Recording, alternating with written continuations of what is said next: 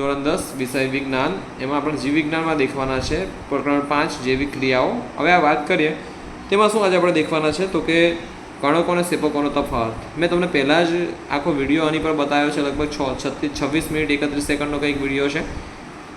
તો એ વિડીયો પહેલાં દેખવાનો ત્યારબાદ આ વિડીયો દેખવા આવવાનો, બાકીને વિડીયો નહીં દેખો પહેલાં તો આ કંઈક સમજ નહીં પડે વધારે પડતું। એટલે પહેલાં આખો વિડીયો દેખવાનો, એ 26 મિનિટનો વિડીયો પૂરો કરવાનો, ત્યાર પછી આ દેખવા આવજો। તો હું ટ્રાય કરીશ કે આમાં સમજ પડે, પણ તોય પહેલાં વિડીયો દેખીને આવજો તો વધારે સમજ પડશે।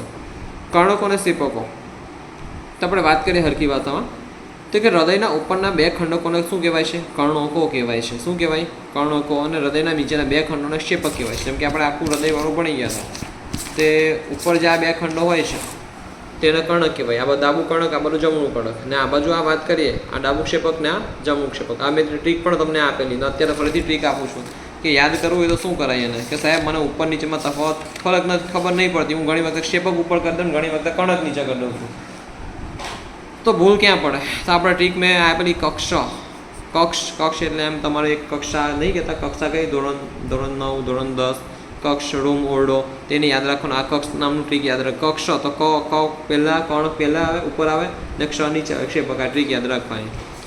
હવે કર્ણકોની દિવાલ પાતળી હોય છે, કેમ? તો કે એને લોહી લેવાનું હોય છે, બરાબર? અલગ અલગ અંગોમાં ફેફસામાંથી લોહી લેવાનું હોય છે। જ્યારે વાત કરીએ ક્ષેપકો, તેની દિવાલ જાડી હોય છે, કેમ કે તેના અલગ અલગ અંગોમાં લોહી ધકેલવાનું હોય છે।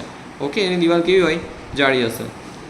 કર્ણકો કોનામાંથી રુધિર મેળવશે? તો કે શરીરના અંગોમાંથી રુધિર મેળવશે। કર્ણકો શરીરના, આ દેખીએ ફરીથી કહું છું આખું, જો હવે અત્યારે તો સિમ્પલ ભાષામાં કહ્યું, પેલા આખો વિડીયો રિવિઝન કરી દો તો મજા આવશે આ ભણવાની। ત્યાં કર્ણક છે, ત્યાં ફેફસામાંથી રુધિર મેળવવાનું છે। જ્યાં જમણું કર્ણક છે, ડાબું કર્ણક ફેફસામાંથી મેળવશે, જમણું કર્ણક એ શરીરના અલગ અલગ, સામાન્ય ભાષામાં અલગ અલગ અંગોમાંથી રુધિર મેળવશે, અને ત્યાર પછી એ રુધિર અહીંથી થઈને આખું એમથી એમ થઈને જશે, બરાબર છે? ત્યાં યાદ રાખવાનું છે। ફરીથી વાત કરું છું, અહીંથી ફેફસામાંથી આવશે ઓક્સિજનવાળું રુધિર, તે રુધિર અહીંથી થઈને દ્વિદલ વાળ મારફતે અહીંથી ડાબા ક્ષેપકમાંથી ક્યાં જવાનું છે? આરોહી ધમનીકરણ મારફતે શરીરના અલગ અલગ અંગોમાં જવાનું છે। પછી શરીરના અલગ અલગ અંગોમાંથી રુધિર આવશે અને એ રુધિર પાછું અહીંથી થઈને અહીં બહાર જવાનું છે, ફેફસામાં પાછું જવાનું છે, બરાબર? એટલે અશુદ્ધ રુધિર આવશે પછી, આ ધ્યાન રાખજો। અને આખું વિડીયો ફરીથી પહેલાં દેખજો તો જ આમાં મજા આવશે વધારે પડતી। હવે વાત કરીએ આગળ કે કર્ણકોમાંથી રુધિર ક્યાં જાય છે? તો શેપકોમાં જાય છે, અને શેપકોમાંથી રુધિર શરીરના અલગ અલગ અંગો તરફ જાય છે। હવે અહીં વાત કરીએ તો રુધિરનું પ્રમાણમાં કેવું હોય? ઓછું હોય, કેમ કે એને રુધિર ગ્રહણ કરવાનું છે એટલે દબાણ ઓછું હોય, જ્યારે આને રુધિર ધકેલવાનું છે એટલે દબાણ કેવું હશે? વધારે હશે। તો સિમ્પલ ભાષામાં આખું મોડે કરવાનું છે। પહેલાં જે આખો વિડીયો છે તેના પરથી જ આ છે, એટલે એમાં ડીપમાં ભણાયું હતું તો પહેલાં એ જ વિડીયો કરી લો તો વધારે આમાં સારી સમજ પડશે। હવે રહી વાત બીજી, ધમની અને શીરા। તો આની પણ મેં ટ્રીક બનાવેલી છે આરામથી।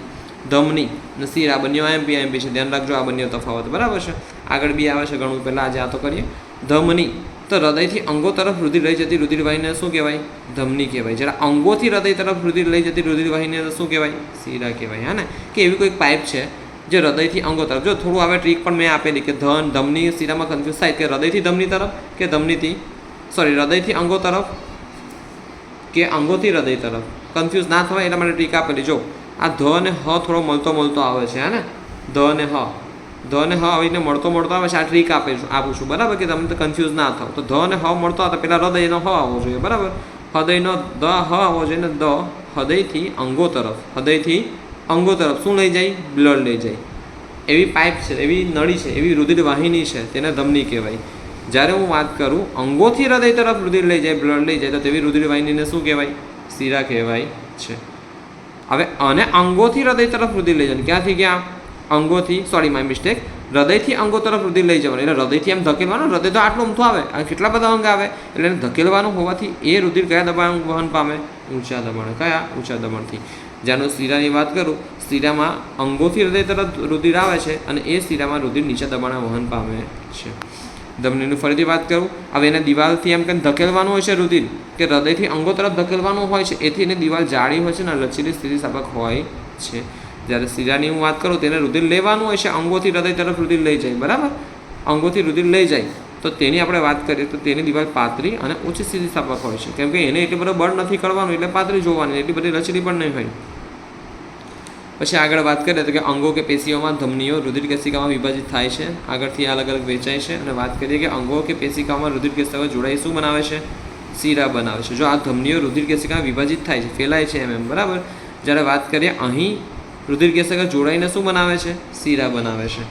અને આ મેં તમને પહેલાં પણ કીધેલું કે ધમનીમાં O2 યુક્ત રુધિર વહન પામે છે. O2 યુક્ત એટલે કેવું? ઓક્સિજનવાળું, કાર્બન ડાયોક્સાઇડ વગરનું. અપવાદ છે ફૂસ્ફૂસ ધમની. ફૂફૂસ ધમની તમને બતાવી દઉં. ફૂફૂસ ધમની ક્યાં છે? આ રહ્યું જો, આ ફૂસ્ફૂસ શિરા છે, આ ફૂસ્ફૂસ ધમની છે. આખું ફરીથી રિવિઝન કરાવું જો. અને ફરીથી કહું છું, પહેલો વિડીયો નહીં દેખો, પહેલો 26 મિનિટ વાળો જો એ વિડીયો ના મળે ને તો મને કહેજો, હું તમને લિંક મોકલી દઈશ.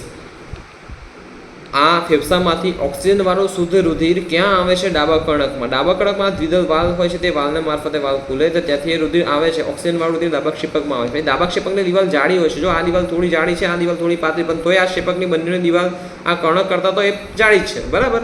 હવે અહીંથી ઓક્સિજનવાળું રુધિર ક્યાં જવાનું છે? તો કે અહીંથી થઈને અહીં આરોહી ધમનીકાંડ મારફતે શરીરના અલગ અલગ અંગોમાં જશે. એટલે એને ધકેલે છે એટલે એની દિવાલ જાડી છે. અને આ સિમ્પલ ભાષામાં હૃદયથી અંગો તરફ કોણ લઈ જાય? ધમની. જ્યારે અંગોથી કોણ લઈ જાય? ધમની. જ્યારે અંગોથી વાત કરીએ અલગ રીતે હૃદય તરફ લાવે તો તે શિરા છે. ફરીથી કહું છું, ધ્યાન રાખજો. અને તમને ટ્રીક પણ મોડે કરાવી છે મેં પાછળ. વાત કરીએ, આ ફૂસ્ફૂસ ધમની છે અને આ ફૂસ્ફૂસ શિરા છે. ફરીથી શિરાની હું વાત કરું તો આ ફૂસ્ફૂસ શિરામાં છે ઓક્સિજનવાળું રુધિર હોય. જ્યારે વાત કરું હવે હૃદયમાં મતલબ બધે આપણા આખા અંગોમાં રુધિર ફરી વળ્યું તો ફરીને ત્યાં પછી કાર્બન ડાયોક્સાઇડ વાળું રુધિર ક્યાંથી ક્યાં આવવાનું છે? અહીં આવવાનું છે. ક્યાં? તો કે જમણા કણકમાં અને પછી જમણા ક્ષેપકમાં જશે. અને એ કાર્બન ડાયોક્સાઇડ રુધિર અહીંથી અહીં ફૂસ્ફૂસ ધમની મારફતે બહાર નીકળીને પાછું ફેફસામાં પાછું જતું રહેશે. તો અહીં રુધિર કેવું હોય છે તો દેખીએ આપણે. અને ફૂસ્ફૂસ શિરા પણ દેખીએ આપણે કે દેખો, ફૂસ્ફૂસ શિરા અને ફૂસ્ફૂસ ધમની કે ધમનીમાં O2 યુક્ત રુધિર વહન પામે છે, પણ અપવાદ ફૂસ્ફૂસ ધમની છે. તો સાહેબ ફૂસ્ફૂસ ધમનીમાં કયું રુધિર વહન પામે છે? એ કાર્બન ડાયોક્સાઇડ વાળું અથવા ઓક્સિજન વગરનું. આમાં કયું પામે છે? ઓક્સિજન વિહીન, એટલે ઓક્સિજન વગરનું. ઓકે, ફરીથી સમજાવું છું, ધ્યાન અહીં ફરીથી દેખો. અહીંથી ફેફસામાંથી ડાયરેક્ટ તમે શ્વાસ લો, એટલે ફેફસામાં મતલબ નાકથી શ્વાસ લો, ફેફસામાં એ હવા જાય, ઓક્સિજન જાય. તો અહીંથી સાદી ભાષામાં વાત કરીએ તો અહીં આગળથી ઓક્સિજનવાળું રુધિર અહીંથી અહીં જવાનું છે. એ રુધિરને અહીંથી ધક્કો મળશે ડાબા ક્ષેપક મારફતે, પછી અહીંથી નીકળીને આરોહી ધમનીકાંડ મારફતે નીકળીને તે શરીરના અલગ અલગ અંગોમાં જવાનું છે. અને ત્યારબાદ અલગ અલગ અંગોમાં ફરી દરેક કોષ કોષીય શ્વસન કરતું હોય છે.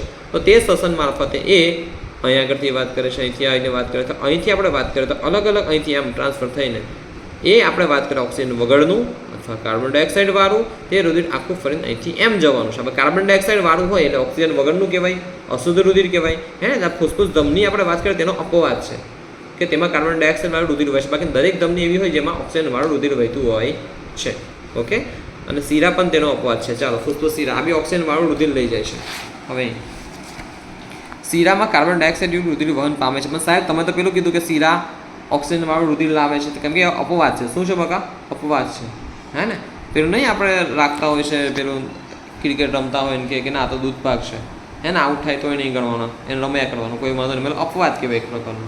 ઓકે, ચાલો. પછી આપણે કહેતા હોય ને કે દૂધ સાથે અમુક વસ્તુ ના ખવાય, જેમ કે ખાટું ના ખવાય, પણ આમળા ખવાય પાછું.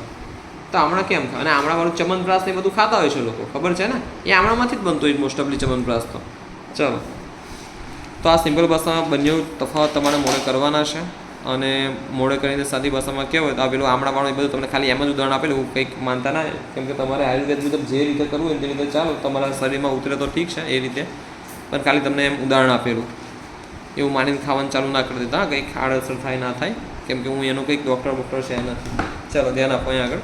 પણ જેટલું ભણાવવા જાય છે તેવું મેં લાગ્યું તમને તેટલું ભણાવ્યું છે. અને આ ફરીથી કહું છું, આ બંને તફાવત કમ્પ્લેટ સમજો. એની પહેલાં પેલો મોટો વિડીયો દેખી લેજો તો આમાં કમ્પ્લેટ સમજ પડશે. બાકી થોડી ઘણી તકલીફ થઈ શકે છે. જો આ પહેલો વિડીયો દેખીને અહીં આવશો તો આરામથી મજા આવશે. ઓકે, તો આજે આટલું ચાલ્યું, ક્લાસ પૂરો.